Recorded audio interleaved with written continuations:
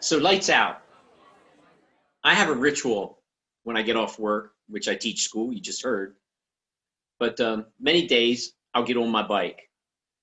It's my therapy, um, physical, but more importantly, emotional therapy. And I'll either ride on a rail trail or sometimes I'll go to a county park and ride my mountain bike. So one fall, it was a late October. It was rainy and foggy and misty. Perfect day to go mountain biking. So I go up to Rocky Ridge County Park and I hop on my mountain bike that I've only had for a couple days. And if you're a bike rider, when you have a new bike, it's something special.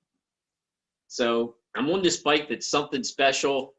And some nights when you ride, things just come together and you're almost invincible. You feel like water running down the side of a hill. And it just flows and you're riding and the hills don't even slow you down. Well, they do, but you just don't notice it. I'm having one of those nights.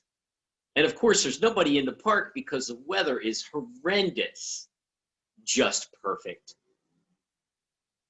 So I have the park to myself and it's starting to get dark and I know I need to get out of there, but I'm thinking to myself just a little bit more. So I start a short loop. I hit a log and I guess I was going too fast because I lost control of my bike. And I swear I was flying through the air because I couldn't get the direction of the bike to change. And I could see it coming. Right in front of me was a tree.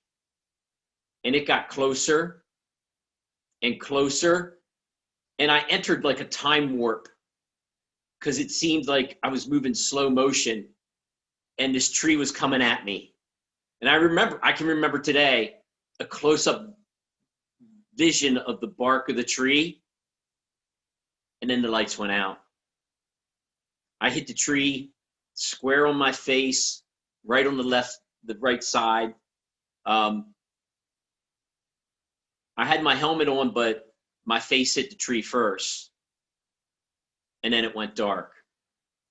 Now, I always have a GPS, and that night I happened to be wearing a heart rate monitor also. I laid in the woods for over 10 minutes, out cold. And I don't know how long I would have laid there, but there was someone else in the park. Some of my former students who were now in high school, who were on the cross-country team, were up there running, and they found me laying in the woods. I can only imagine the looks on their faces because I was out cold. And the one runner, former student, is also a mountain biker. He knew, he could tell what happened because I'm laying right at the tree. And from what they told me, I have no recollection of this. They told me they got me up and I stood up and said, I'm okay, which that I believe because that sounds like something I would say. And I fell right back down, lights out again. And of course, they got me up again. And this time now from here on, I remember, I was ready to get back on my bike and ride out. I had no idea. It looked like somebody stuffed an apple up in my cheek. I mean, it had swollen up immediately. And they suggested that maybe I walk out with them. Amazingly, I agreed. I said, okay, I'll walk out. So I walked out with them. And it was a little rough at first. Well, now I have the problem of getting home. And I'm still not with it. And these students knew I shouldn't be driving. But since I was their teacher at one point, they were afraid to tell me that. I drove home down Route 30. And at the time, I had this bad habit that I would call Kim the wife when I was done mountain biking and say, I broke my leg. I broke my arm. My pelvis is broken in half. Which I've been lucky. I rarely have accidents, 1 or 2 a year. on my mountain bike, not often.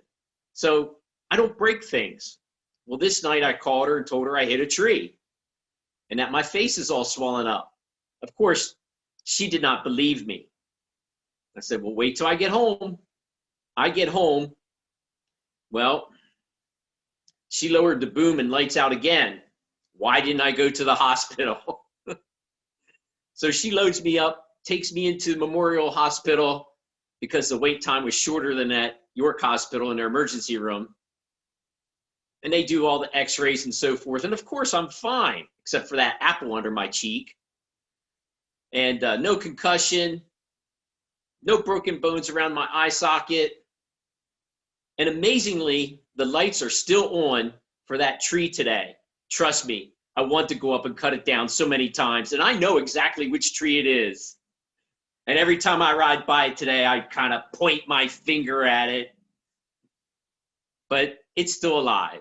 So the lights went out for me, but they're back on right now. That's the end of my story.